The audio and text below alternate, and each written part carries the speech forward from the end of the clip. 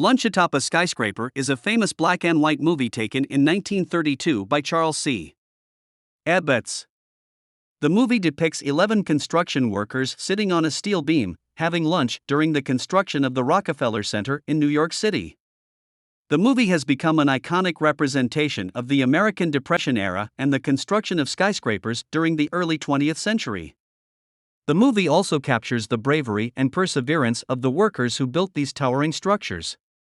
Although the movie has been subject to much speculation and discussion, the identities of the workers in the movie remain unknown. The movie has been reproduced countless times and has become one of the most recognizable movies in the world, symbolizing the spirit of the American working class. They're the unsung heroes of construction. Their attitude, I think their casualness, the indifference to the risk that they're taking, is what separates the photograph. If you see the picture once, you never forget it.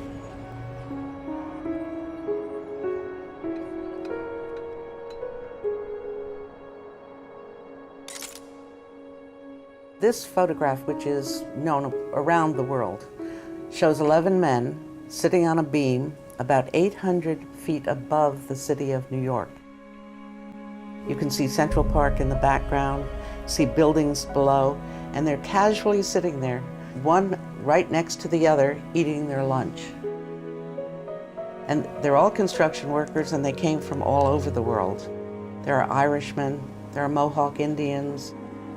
It's a mixed bag of people, and they're all working in 1931-32.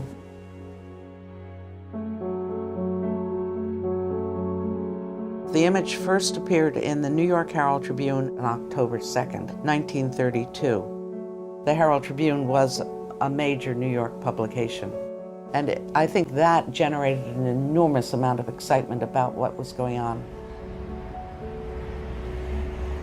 They were getting as much publicity as they possibly could in any office that was rented, whether you were a dentist or a hairdresser or a major corporation, they would get you into the news.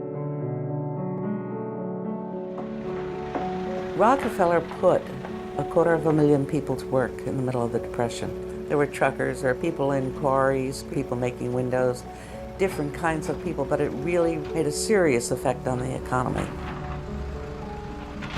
And that was the attitude, very, very positive towards the future, very positive towards America, very positive towards business.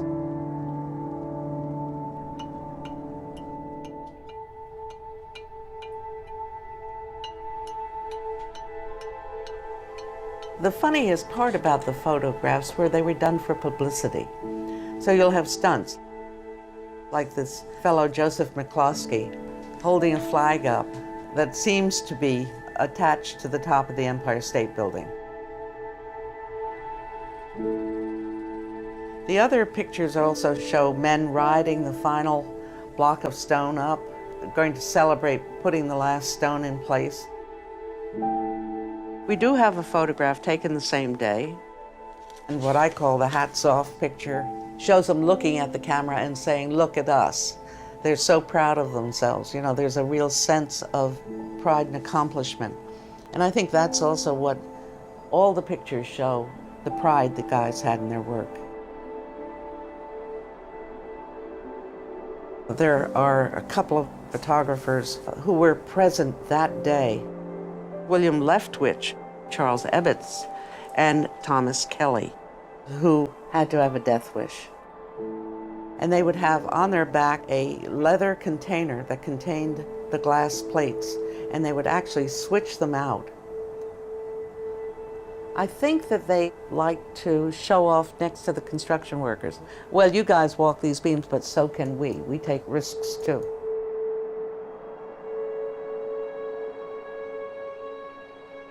The question of the names of all these men comes up frequently.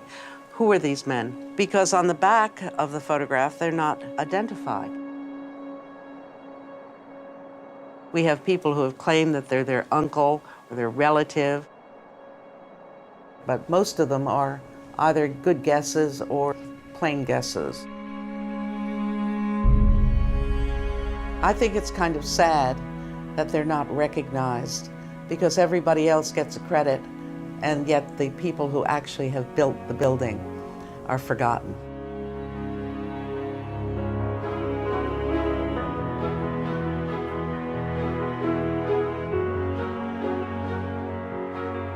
The fact that they are immortalized in this picture, and they are the guys who risked their lives building this building.